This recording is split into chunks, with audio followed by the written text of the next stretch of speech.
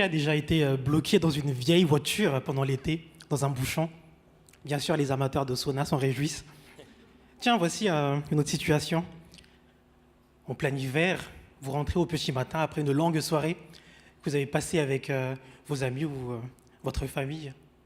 Et puis là, vous vous rendez compte que votre voiture a été placée dehors, dans le froid.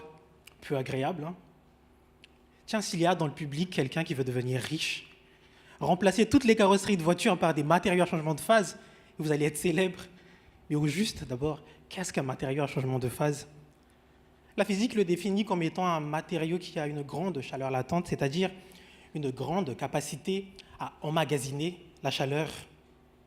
Un matériau à changement de phase qui est soumis à une source de chaleur extérieure se met à fondre progressivement et pendant cette fonte, elle emmagasine, elle stocke la chaleur qui lui a été soumise, ce qui lui permet par exemple de servir de stockage d'énergie pour l'énergie solaire ou encore d'isolation thermique pour le bâtiment.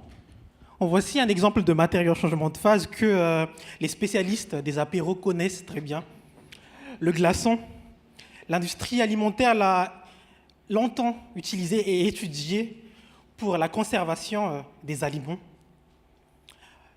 Mon travail de thèse consiste à réaliser des simulations numériques de ces phénomènes physiques dans le but de comprendre les modes de fonctionnement fondamentaux de ces matériaux à changement de phase.